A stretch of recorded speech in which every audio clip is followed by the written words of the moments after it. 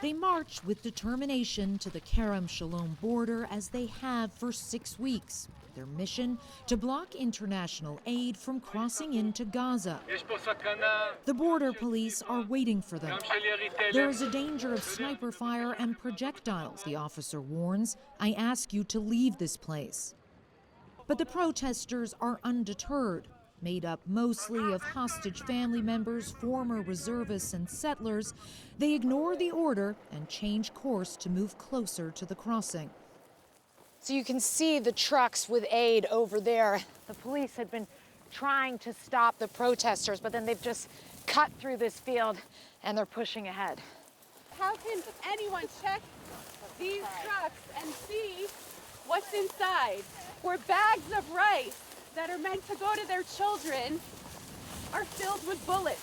Under international law, it's Israel's obligation to make sure that the ordinary citizens of Gaza don't starve to death. And right now they are starving to death. Hamas is making it very difficult because Hamas is not allowing this to arrive. They're not holding it. They're not receiving it.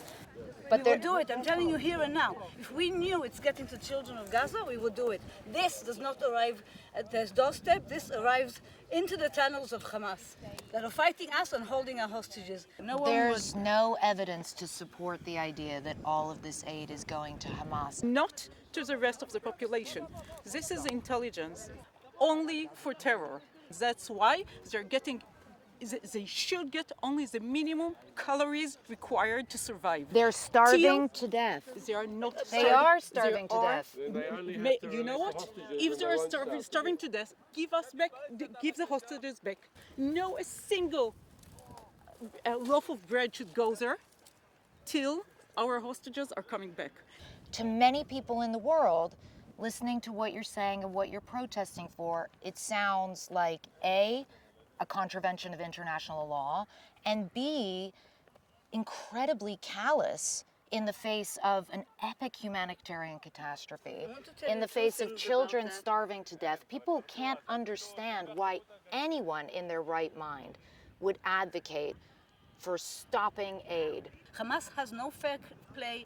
Hamas has no rules. Hamas is holding civilians. You know, even if there is a humanitarian crisis, and there is not, even if there is, it's my right and my duty to prioritize the life of Kfir Bivas, a 1-year-old baby that is there, over any Gazan baby. And with that, the interview is over as the protesters press on. Previously, they've managed to block aid trucks from crossing. But on this day, the police have been given their orders and no one is getting through, prompting anger from the crowd.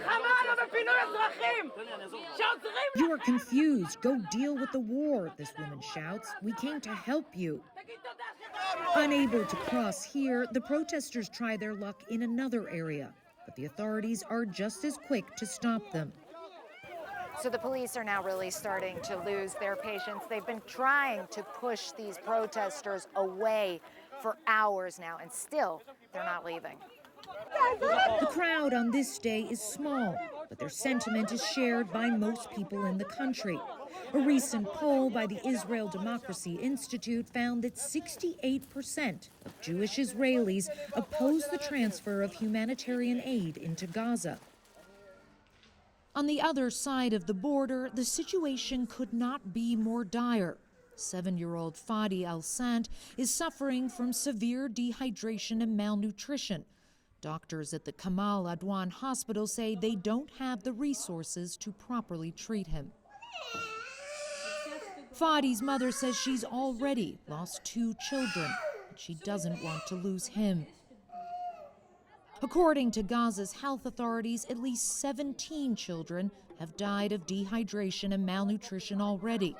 And with the UN warning that famine is just a step away, there is hardly room for debate.